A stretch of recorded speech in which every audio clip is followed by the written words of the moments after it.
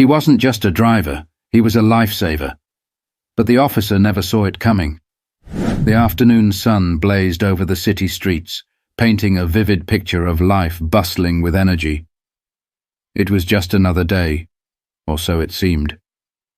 On a road lined with faded storefronts and well-worn sidewalks, a sleek red sports car rolled forward, its engine humming a melody of power and precision. Heads turned as the car passed, pedestrians stopping mid-step to marvel at its beauty.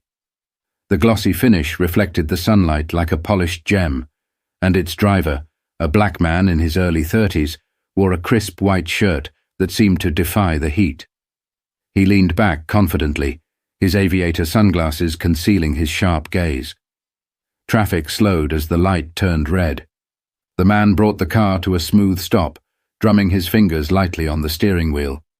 To his left, a police cruiser idled, its faded paint and older model a stark contrast to the car it pulled alongside. Inside the cruiser sat a white officer, mid-40s, his face weathered from years on the job. His eyes flicked toward the red car, and then again, lingering this time. The man in the car noticed, but didn't react, his expression as still as the air before a summer storm. The officer, however, leaned forward slightly, his suspicion evident. To him, the scene didn't add up. A car like this, here, now, driven by someone like him. The officer's hand drifted to the radio. The light turned green, but the red sports car didn't make it far. A sharp chirp of a siren cut through the hum of city life. Pedestrians paused, their eyes darting toward the scene. The cruiser's lights flickered to life, red and blue bouncing off the sleek body of the car as it rolled to a halt by the curb. From the car window, the man glanced at his rearview mirror, calm and composed. He exhaled deeply, his fingers still resting lightly on the wheel. The officer stepped out of his cruiser, adjusting his belt as he approached. His face was hard, his posture rigid. "Step out of the vehicle," the officer ordered, his voice carrying a weight that drew attention. The man complied, his movements measured and deliberate, like someone well practiced in handling these situations. His crisp shirt seemed to glow against the sunlit backdrop, a sharp contrast to the growing tension in the air. Pedestrians began to gather, their murmurs swelling as they exchanged glances. Some pulled out their phones, their cameras pointed at the unfolding scene. The man stood by his car, hands at his sides, calm but watchful. The officer, however, eyed the car's luxurious interior and frowned. "This car doesn't match your profile," the officer muttered, his words laced with doubt. But as the crowd grew and phones captured every angle, it was clear this was no ordinary traffic stop. Something far deeper was about to unfold. The officer gestured for the man to step further away from the car, his expression unreadable but his tone unrelenting. "License and registration," he demanded, his eyes darting between the man and the car as though searching for cracks in a story not yet told. The man reached into his pocket with deliberate slowness, pulling out a sleek leather wallet. From it, he retrieved his license and registration, handing them over without a word. His movements were calm, deliberate, almost too calm, the officer thought. It unnerved him. "What's your business here?" the officer pressed, flipping the license over in his hand. The man raised an eyebrow, tilting his head slightly, as though the question was both unnecessary and amusing. "I was heading home," he replied evenly, his voice carrying a quiet confidence that didn't match the scene unfolding. The officer glanced back at the red sports car. The leather seats, the custom dashboard, the faint scent of newness that seemed to cling to it. It screamed wealth, privilege, something this man didn't appear to fit into. Not here, not now. The murmurs of the growing crowd began to swell, whispers spreading like wildfire. Why'd he pull him over? Is it just because of the car? He didn't do anything wrong. Phones were raised higher, their lenses capturing every angle of the interaction. The officer's shoulders stiffened as he turned toward the crowd. He felt their eyes on him, judging, waiting. "Stand back," the officer barked, waving his arm.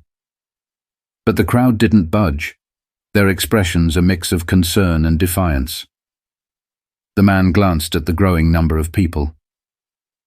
A faint smile played on his lips, almost as if he welcomed their presence. It was a strange kind of reassurance, one that made the officer's frown deepen. Returning his attention to the driver, the officer held up the documents. "This car, where did you get it?" "I bought it," the man replied, his tone sharp now. "With my money." The officer's jaw tightened. "What do you do for a living?" The man's smile widened just a fraction. "You wouldn't believe me if I told you." The officer stepped closer, the space between them narrowing. The crowd collectively held its breath. "I'll decide what I believe," the officer said, his voice low, almost a growl. The man tilted his head, his sunglasses catching the sunlight and reflecting the officer's own face back at him. "I'm a surgeon," he said, the words landing with weight. "I save lives for a living." The officer blinked, caught off guard for just a second. But doubt quickly replaced the surprise. He reached for his radio, speaking into it with clipped efficiency, his eyes never leaving the man. "Running ID now. Stay where you are." The driver nodded once, crossing his arms as he leaned slightly against his car. He didn't speak, didn't move, but the air between him and the officer crackled with unspoken tension. The radio crackled back. "Confirming identity. Stand by." But even as the seconds stretched into what felt like hours, the energy of the crowd shifted, their whispers giving way to a mounting anticipation. Something was about to change, and no one could look away. The officer's radio buzzed to life, breaking the tense silence. "Confirming identity," the dispatcher repeated, their tone cautious. As the officer turned slightly, his focus still on the man, the driver adjusted his posture, standing tall and composed. He appeared utterly unaffected by the unfolding drama, though his silence spoke volumes. The crowd, now a mix of curious onlookers and concerned residents, murmured louder. "What's taking so long?" someone whispered. Another voice chimed in. "He's got to be legit. Look at how calm he is." The officer, still gripping the man's license, glanced toward the crowd, visibly uneasy. It wasn't just the phone cameras that unnerved him. It was the man's unshakable confidence, as though he'd seen this play out before. The driver finally broke his silence. "You ever think it's exhausting?" he asked, his voice carrying just enough weight to reach the officer. "What's exhausting?" the officer snapped, more defensive than curious. "Being assumed guilty before you even get a chance to speak," the man replied, his gaze unwavering. "It's tiring, but you get used to it." The crowd quieted slightly, as though his words had momentarily stilled the air. The officer scoffed, unwilling to engage. Instead, he turned back to his radio. "What's the hold-up on that ID?" The dispatcher's voice finally came through, firmer now. "Identity confirmed. That's Dr. Malcolm Rhodes, renowned cardiothoracic surgeon. He's been practicing for over 8 years. No criminal record. Clean as they come." The officer blinked, momentarily thrown off balance. He stared at the ID in his hand, then back at Malcolm, who stood there with the same calm expression. "You're a surgeon?" the officer asked, his tone now carrying an edge of disbelief. "That's what I said," Malcolm replied, his voice steady. He glanced toward the crowd and then back to the officer. "And for the record, I just finished volunteering at the St. Mark's Free Clinic just down the road. Maybe you've heard of it." The officer's face reddened, his composure cracking. "Why didn't you mention that earlier?" Malcolm raised an eyebrow. Would it have made a difference? For the first time, the officer had no retort. The crowd stirred again, their whispers now tinged with admiration and indignation. A woman stepped forward, phone in hand. "Dr. Rhodes, you're the one who helped my uncle last year. He wouldn't be alive without you," she called out. Her words seemed to ripple through the gathering, others nodding in recognition. The officer's discomfort grew as he realized the crowd wasn't just a group of bystanders, they were a community. And Malcolm Rhodes wasn't just a driver in a fancy car. He was someone they respected, someone who had made a tangible difference in their lives. But as the weight of the moment bore down, it became clear this wasn't just about one man's identity. It was about challenging the assumptions that led to this moment. The weight of the dispatcher's words settled heavily on the officer's shoulders. He stood frozen for a moment, staring at the man before him, who seemed utterly unbothered by the entire ordeal. Malcolm adjusted his sunglasses slightly, his calm demeanor unwavering, as if he'd expected this moment to unfold just as it had. The crowd, no longer just murmuring, began to voice their opinions louder now. "This is ridiculous," a man said from the front. "He's a doctor. You stopped him because of a car." Another chimed in.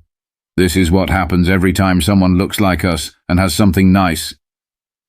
The officer shifted uncomfortably, his grip on Malcolm's license tightening before he handed it back. He cleared his throat, avoiding Malcolm's gaze. "You're free to go," he said flatly, though his tone lacked the authority it carried earlier. Malcolm didn't move. He remained standing by his car, looking at the officer with an expression that was calm but piercing. "That's it?" he asked. The officer's face hardened. "What else do you want?" Malcolm took a step closer, but his voice remained calm. "How about an acknowledgement? An apology, even? Because whether you'll admit it or not, this had nothing to do with my car. It had everything to do with me." The crowd fell silent again, waiting for the officer's response. The tension was palpable, the kind that demanded resolution. The officer's eyes flickered toward the growing crowd. Phones were raised, recording every second. He was boxed in, and he knew it. Finally, he exhaled deeply, his voice low. "I was just doing my job," he muttered, though even he didn't seem convinced by his own excuse. Malcolm tilted his head, his voice now carrying a slight edge. "No," he said firmly, "what you did wasn't just about your job. It was a judgment call, and you made the wrong one. You looked at me and decided I didn't belong." The words hung in the air, a heavy truth that couldn't be ignored. The officer opened his mouth as if to respond, but stopped himself. Instead, he turned on his heel and walked back to his cruiser, his shoulders stiff with frustration and shame. Malcolm watched him go, his expression unreadable. Turning to the crowd, he gave a small nod of acknowledgement before stepping back toward his car. But before he could leave, an older woman stepped forward, her voice breaking the silence. "Dr. Rhodes, thank you for everything you've done for this community," she said, her words filled with sincerity. "We know who you are, even if some people don't." The crowd erupted into applause, their appreciation for Malcolm drowning out the officer's retreating footsteps. Malcolm, moved by the gesture but maintaining his composure, gave the crowd a small wave before stepping into his car. But as the engine roared to life and the car pulled away, the echoes of the crowd's applause left behind a question. When will assumptions like these finally end? The red sports car glided down the road, the roar of its engine fading into the distance. Malcolm drove in silence, his mind steady despite the weight of what had just transpired. It wasn't the first time he'd faced such assumptions, and he knew it wouldn't be the last. Yet, this time felt different. The crowd's support, their voices rising in his defense, gave him a glimmer of something he hadn't felt in a while. Hope. At a stoplight, he glanced at his reflection in the rearview mirror. For a moment, his calm facade cracked, and the weariness of carrying these battles on his shoulders showed. He took a deep breath, adjusting his sunglasses, and as the light turned green, he pressed forward. Back at the scene, the crowd lingered, their conversations charged with frustration and determination. "This has to stop," one man said, shaking his head. "We can't let this keep happening." Another woman added, "Dr. Rhodes shouldn't have to prove himself just to exist. None of us should." Their words echoed a sentiment that had been building for generations. The incident was more than just a traffic stop. It was a reflection of a deeper issue, one that demanded change. For the officer sitting in his cruiser, the weight of what had happened began to settle. He stared out the window, watching the crowd disperse, their disappointed gazes lingering in his mind. This wasn't just another routine stop. It was a moment he couldn't ignore, no matter how much he wanted to. Meanwhile, Malcolm arrived at his modest home a few miles away, the same neighborhood where he'd grown up. He parked the car and stepped out, greeted by a group of children playing on the sidewalk. "Cool car, Dr. Rhodes," one of them called out, grinning. Malcolm smiled, crouching down to meet their eager eyes. "It's not just about the car," he said. "It's about what you work for. Never let anyone tell you what you can't achieve." The kids nodded, their faces lighting up with admiration. As Malcolm stood and headed inside, he felt a renewed sense of purpose. He wasn't just driving that car for himself. It was a symbol for those who needed to see what was possible, despite the barriers. The story didn't end on that street corner. It lived on in the recordings shared online, sparking discussions and debates across the country. Some condemned the officer's actions, others defended them. But one thing was clear. The incident forced everyone to confront uncomfortable truths about bias and privilege.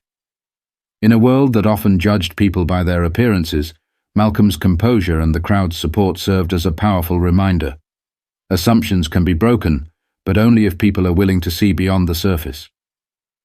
To those watching this story today, remember this.